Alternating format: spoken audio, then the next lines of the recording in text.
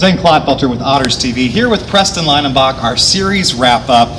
I guess you called it on Thursday. You said there would be fireworks because Evansville would get a win. And even though the first 6 innings it looked very, very doubtful, the 7 was just a difference maker. 7 runs, so nicely done on predicting that. Yeah, thank you. Appreciate it. Yeah, see, I don't give compliments out a lot. So, okay, lot to digest here in this 7-3 win in the series finale on Sunday. Fellowship Day powered by Very Global, Family Fun Day. The 7 runs, though, at a point in the game, I think maybe at least through 5 innings, the Otters had one hit, and it was on a bunt for David Cronin leading off the game. And so, being shut out like that, what do you think changed? Honestly, getting Torres Berlioz out of the game, Berlioz Torres Perez. Yeah. He had been pitching lights out. Evansville was able to kind of get a little momentum going, forcing Windy City to go to their bullpen. Unfortunately, Patrick Ledet had probably the worst of it all. He barely could even get an out. Oh, I know. Just came in, and the Otters just started rocking him out of nowhere, out of his ballpark. Taylor Hilton did a great job really kind of getting that spark going, getting on base. So he's a guy who hasn't seen a lot of times throughout the season, but he made the most of that opportunity right there in a timely situation. Again, just to spark the offense, and then it just kind of went from there, just hit after hit after hit, and batting around the lineup.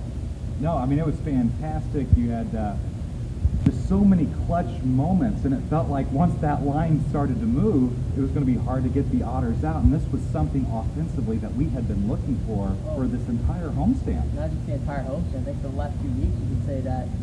Obviously, the Otters have been struggling going even back before the All-Star break, and they definitely need at least one win out of the series. Because, I mean, again, Windy City has good pitching, there's no doubt about it.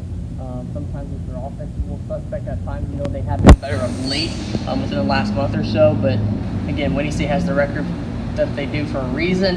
Evansville has to take advantage of those kind of games when they can, especially here at home. Saturday's game was disappointing for Evansville. Just what kind of can you pull from that? Honestly, it's hard to really put into words, but Windy City just kind of came out here and they just kind of played smart baseball. I mean, it just felt like they had like just a plan. They stuck to it. They didn't do anything very eccentric or, just kind of out of left field. They just kind of went out there, took care of their business, and got the win. It was very weird because Evansville had battled back, tied the game, and then Windy City hits the home run to take a 5-4 lead. And then in the bottom of the 8th, Travis Harrison coming through in the clutch. He sends a home run to left. You're thinking, okay, all is right. But then it was just weird because then in the 9th, Mitchell Aker gave up another run. Granted, he had not had a lot of action because most of these games on this homestand have not been safe situations for him to pitch. Yeah, and that's kind of just the troubling point where, like you said, the Otters have been struggling overall, not really being placed into winning situations going to the 9th inning. So the closer, Mitchell Aker, has not seen a lot of action. But you got to, of course, there's the coaching staff, they got to go away. Well, should we get him his work in now or save him just in case he needs a safe situation tomorrow? And that's kind of what happened here. And finally, you just had to go to him because, again, he had been almost a couple weeks. And we even saw him come in today, get the final out.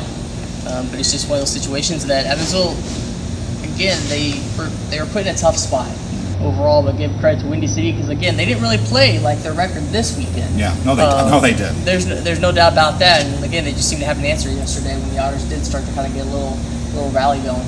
I'm scatterbrained. I'm sorry. There was one thing I wanted to mention from Sunday's finale. It was Austin Nicely.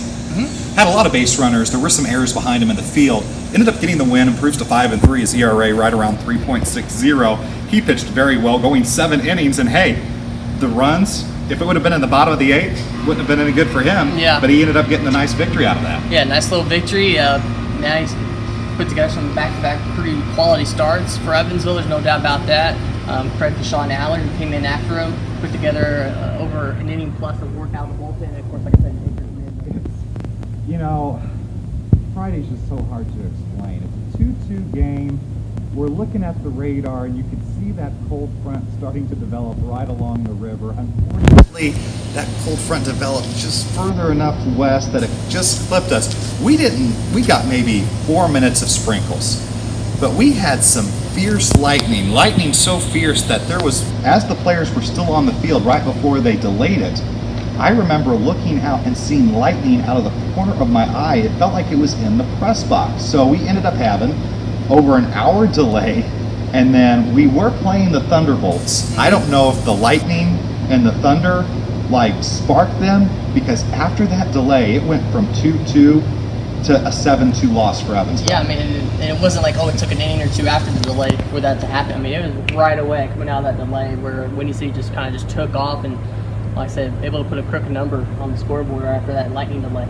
That was unbelievable. Just one of the weirdest games ever, because they never put the tarp on the field. No. So all we were waiting for was for the lightning to go away, and it was such a helpless feeling, at least for me, because it's like, okay, it's like we can play. Like normally if it's pouring and you have to wait for the field to dry, that's fine. It's like we can play, except all of that in the sky. So that was wild. Long story short, Otters do drop this series though, 2 out of 3. So that is a little bit of a concern. A very weird homestand.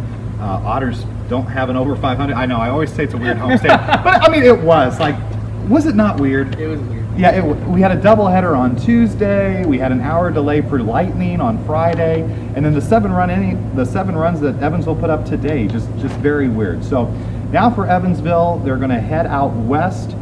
First, going to stop in Gateway. At GCS Ballpark. A team that's struggling a little bit, and then a true litmus test, I think, for Evansville will come next weekend, because the River City Rascals, I have not checked the standings today. They're still in first though, right? So they had a tough week. They were able to get a win yesterday, but they had a tough week somehow with the way this league's played out this year so far, especially within the last couple of weeks. They were able to maintain their first place position, and of course for the Otters, that's going to be, I think, a little bit of a revenge series. Remember the last time River City came here before the All-Star break?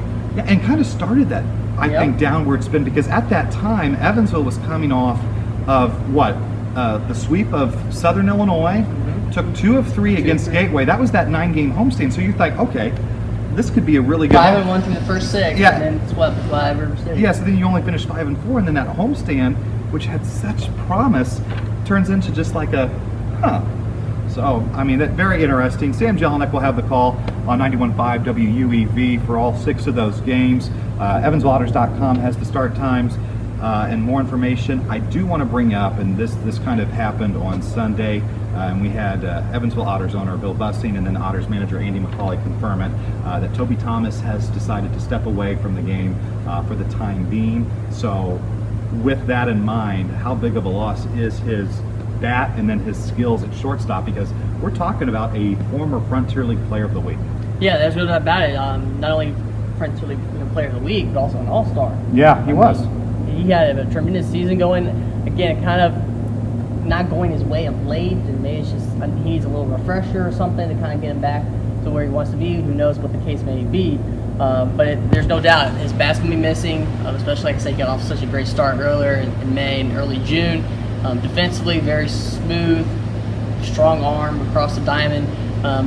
Really was a solid shortstop in the everyday lineup for Evansville, and now it's kind of been a little bit of a rotating door of late. Thomas has seen some action as the DH of late. So again, now it kind of just puts Evansville like, well, next man up. It's an unfortunate, I guess, circumstance. Considering how well the season had been going for Toby and overall what Evansville was getting out of the shortstop. But again, it's next man up. Somebody's got to be able to take that spot and just fill it in right there, and offensively and defensively. Everybody has different motives, and I'm sure Toby's motives are great. And I know Bill Bussing, Andy McCauley, I know the entire Otters organization really wishes him the best of luck in whatever he decides to pursue in the future, knowing just how much of an impact he made in Evansville's quick start. So that is a note, as that has been confirmed. I do like your jacket. Yeah, I like yours too, man. Yeah. Looks pretty good. We swear we swear we didn't plan this. Eugene is missing his jacket, but we'll have to get like a miniature size for him. So. All right, well, the Otters are away from Bosse Field. It'll be quiet here for the next week, but then we'll be back July 31st, Joliet, McDonald's night and a $2 Tuesday, 6:35 first pitch time, and you can get tickets at EvansvilleOtters.com. He's Preston Leinenbach. Thanks to Ben Garrett, by the way. Sam was on assignment elsewhere, so Ben Garrett filled in and filmed this entire interview. We know we talk a lot, Ben. I'm sorry. This is it. I'm Zane Clodfelter, the Otters TV.